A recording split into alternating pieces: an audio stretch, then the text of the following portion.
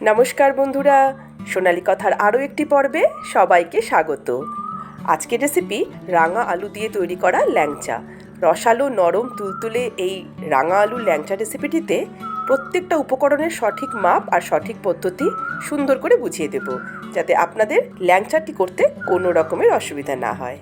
তাহলে চলুন শুরু করে নেওয়া যাক।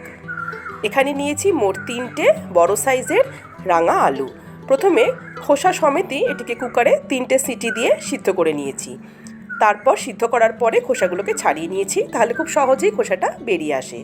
এরপর দেখুন এরকম একটা গ্রেটার দিয়ে এটাকে গ্রেট করে নিচ্ছি। প্রথমে গ্রেট করলে সুবিধা এটাই যে এর মধ্যে কোনো রকমের গুটলি বা দানা থাকবে না, একেবারে মসৃণভাবে আমাদের আলুর ডোটা তৈরি হবে। সমস্ত আলু গ্রেট করে নেওয়া হয়ে গেছে, এবার একটু মাখিয়ে নিলাম হাত দিয়ে।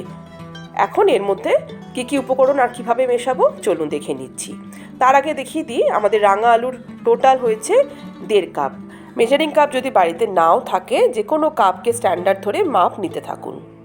আলু মাখার মাপটা বুঝিয়ে দিলাম, যাতে এর পরবর্তী উপকরণগুলো কতটা লাগবে বুঝতে আপনাদের সুবিধা হয়। প্রথমে নিচ্ছি মিল্ক পাউডার 1/2 কাপ, আর 1/2 কাপই আবার নিয়ে নেব ময়দা। চেষ্টা করবেন যতটা আলু নেবেন তার অর্ধেক এগুলো নিতে। সামান্য 1 চিমটে লবণ দিয়ে দিলাম, আর দিলাম 2 চিমটে খাবার সোডা বা বেকিং সোডা। যা নিয়েছিলাম তার থেকে কিন্তু সবটা দিলাম না, ঠিক 2 চিমটে। ঘি দিচ্ছি 1/4 কাপ, তবে এখনই পুরোটা দেবো না, প্রথমে কিছুটা দিলাম, এরপর মাখার পরে শেষের দিকে আবার একটু দেব। এবার ভালো করে হাত দিয়ে একসাথে এগুলোকে মাখিয়ে নেব। খুব মসৃণভাবে সময় নিয়ে সুন্দর করে মাখাবো। যত সুন্দর এটা তৈরি হবে মাখাটা, আমাদের যে রাঙা আলুর ল্যাংচা এটা গড়ার সময় এর ভিতরে কোনো রকমের ক্র্যাক তৈরি হবে না। তো আমি আবারও উপকরণগুলো আপনাদের একটু বলে দিই। ধরুন আপনারা যদি রাঙা আলু 2 কাপ নিচ্ছেন আলু মাখাটা, তাহলে মিল্ক পাউডারটা এর অর্ধেক মানে 1 কাপ, আর ময়দাটাও সমপরিমাণ মানে ওই 1 কাপই নেবেন। গুঁড়ো দুধ দিলে যেটা হয়, ল্যাংচাটি খেতে খুব ভালো হয়, আর ময়দাতে এর বাইন্ডিংটা ভালো হয়। দেখুন আমি আরও 1/4 কাপ দিয়ে দিচ্ছি। তার মানে আমার যে 1.5 কাপ রাঙা আলু ছিল তার ঠিক অর্ধেক হচ্ছে 1/2 কাপ প্লাস 1/4 কাপ ময়দা। আবার যে বাঁচিয়ে রেখেছিলাম যে ঘিটা, সেটা একদম শেষে দিয়ে দিলাম। তাহলে হাতের মধ্যে যে আলুটা মাখার সময় লেগে যায় সেগুলো আর লাগবে না। ফাইনালি এটা একেবারে নন স্টিকি হয়ে সুন্দরভাবে ডোটা তৈরি হয়ে যাবে। 5 থেকে 7 মিনিট সময় নিয়ে মাখিয়ে আমাদের ডোটাকে সুন্দরভাবে তৈরি করে নিয়েছি। এবার এখান থেকে ল্যাংচার শেপে এক একটা করে লেচি গড়ে নেব। তার আগে হাতে একটু ঘি মাখিয়ে নিলাম, যাতে ডোটি গড়ার সময় হাতে লেগে না যায়। এখন লেচি হাতে নিয়ে হাতের তালুর মাঝখানে ঘুরিয়ে এরকম লম্বা করে শেপ দিয়ে দিচ্ছি ল্যাংচার। চাইলে আপনারা গোল করেও এটি বানাতে পারেন, তাহলে সেটি পান্তুয়ার শেপ হবে। এইভাবে একে একে আমরা প্রত্যেকটা ল্যাংচা তৈরি করে নেব। আমার মোট 3টে মিডিয়াম সাইজের রাঙা আলু নেওয়া হয়েছিল, তার থেকে মোট 14খানা এরকম ল্যাংচা তৈরি হয়েছে। বেশ অনেকটাই বড় সাইজ বলবো। এখন কড়াইয়ের মধ্যে সাদা তেল অনেকটা দিয়ে দিয়েছি। তেলটা চেক করে নিলাম, যখন হালকা গরম হবে তেলটা, হাতে দিলে হাত ছোঁয়া যাবে এরকম গরম, ঠিক সেই সময় আমাদেরকে ল্যাংচাগুলো ভাজবার জন্য ছেড়ে দিতে হবে। তেল খুব বেশি গরম করে নিয়ে তারপর যদি ল্যাংচা ভাজবার জন্য ছাড়েন, তাহলে এগুলো তেলের মধ্যে কিন্তু পরে আর আকারে বাড়বে না। তো সেই জন্য হালকা গরম থাকা অবস্থাতেই এগুলোকে ভাজতে শুরু করতে হবে। গ্যাসের ফ্লেমটা ভাজবার সময় অবশ্যই লো থেকে মিডিয়ামে রাখবেন। 8 থেকে 10 মিনিট সময় নিয়ে ধীরে ধীরে দেখবেন ল্যাংচাগুলোর কালার পরিবর্তন হতে হতে এরকম বাদামি বর্ণের হয়ে গেছে। আর দেখুন ডোটা এত সুন্দর মাখা হয়েছিল, তার জন্য এর উপরে একটা ক্র্যাকও কিন্তু আসেনি। একেবারে পারফেক্টলি আমাদের প্রত্যেকটা ল্যাংচা ভাজা হয়েছিল। আমি মোট 2টো ব্যাচে মোট 14খানা ল্যাংচা ভেজে নিয়েছিলাম। আমাদের মোট 14খানা ল্যাংচা ভাজা একেবারে কমপ্লিট। এবার চিনির শিরাটা তৈরি করব। তার জন্য কড়াইয়ের মধ্যে মোট 1.5 কাপ চিনি নিয়েছি আর 1.5 কাপ জল নিয়েছি।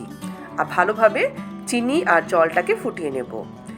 ল্যাংচা প্রথমে ভেজে নিয়েছিলাম, তারপর চিনির শিরা তৈরি করছি। ল্যাংচা ভাজার পর একটু ঠান্ডা হয়ে এলে গরম চিনির শিরার মধ্যে আমরা এটিকে ঢোকাবো, তাহলে ল্যাংচাগুলো আর চুপসে যাবে না। যদি আপনারা একেবারে গরম গরম ভেজেই সঙ্গে সঙ্গে চিনির শিরার মধ্যে এটা ঢুকিয়ে দিতেন বা দিয়ে দিতেন, তাহলে কি হতো, চুপসে যেত। আচ্ছা, এখানে একটু লেবুর রস দিয়ে দিচ্ছি, যাতে চিনির রসটাও সুন্দর পরিষ্কার হয় আর এর মধ্যে কোনো রকমের ক্রিস্টাল না তৈরি হয়। আর আগেই দেখতে পেয়েছিলেন 3টে এলাচ ভেঙে দিয়েছিলাম, যাতে চিনির শিরার মধ্যে খুব সুন্দর একটা ঘ্রাণ আসে। শিরাটাকে আমরা হালকা চিটচিটে অবস্থা আসা অবধি ফুটিয়ে নেব। দিয়ে দিলাম 1 চামচ ঘি, যাতে ল্যাংচাগুলো খেলে মনে হবে যেন ঘিয়ে ভাজা হয়েছে, খুব সুন্দর একটা ঘ্রাণ আসবে। আমি আবারও বলছি, প্রথমে ল্যাংচাগুলোকে ভাজবেন, সেগুলোকে ঠান্ডা করতে দেবেন, তারপর চিনির শিরাটা তৈরি করবেন, তারপর গরম রসের মধ্যে ভাজা ল্যাংচাগুলো ছেড়ে দেবেন। তাহলে প্রত্যেকটা ল্যাংচা খুব সুন্দরভাবে তৈরি হবে, একটুও চুপসে যাবে না। দেখুন, আমরা আমাদের যে ভেজে রাখা ল্যাংচা সেগুলোকে পরপর ছেড়ে দিচ্ছি। আর এই চিনির রসের মধ্যে যতটা সময় পারবেন ডুবিয়ে রাখবেন। আমি প্রায় 5 থেকে 6 ঘন্টা এটিকে ডুবিয়ে রেখেছিলাম। আপনারা চাইলে ওভারনাইটও এটিকে ডুবিয়ে রাখতে পারেন। তাহলে প্রত্যেকটা ল্যাংচার মধ্যে খুব সুন্দরভাবে রস প্রবেশ করবে, ল্যাংচাগুলো আকারেও খুব সুন্দর বড় হবে আর খেতে অসাধারণ হবে। একদম ভিতর অবধি এটি রসালো, নরম, তুলতুলে হয়ে তৈরি হবে। আমি চামচ দিয়ে একটু নেড়ে দিচ্ছি যাতে প্রত্যেকটা সুন্দরভাবে রসের মধ্যে ডুবে থাকে। আমি পরে আবারও 1 কাপ মতো রস তৈরি করে এর মধ্যে দিয়েছিলাম। এটি 6 ঘন্টা পরের ভিডিও ক্লিপিং। দেখুন, প্রত্যেকটা ল্যাংচা আমি প্লেটে তুলে নিয়েছি। আর যখন পরিবেশন করবেন, এইভাবে উপর থেকে একটু চিনির রস ছড়িয়ে দেবেন। এবার আপনাদেরকে একটা ল্যাংচা কেটেও দেখাই যে কতটা সফট। আমার এই কাটা দেখে আপনি বুঝতে পারছেন যে কি সুন্দর সফটলি এটা কেটে নেওয়া হয়েছে, আর ভিতর অবধি একদম রস ঢুকে গেছে। দেখুন, একবারে রসালো, নরম, তুলতুলে।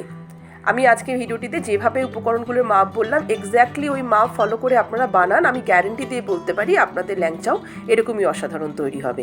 ভিডিওটি ভালো লাগলে এটিকে লাইক, কমেন্ট, শেয়ার করুন। আর আমার চ্যানেলটিকে যদি এখনও সাবস্ক্রাইব না করে থাকেন, তাহলে আজই সাবস্ক্রাইব করে আমার পাশে থাকুন। সবাই ভালো থাকুন, সুস্থ থাকুন। নমস্কার।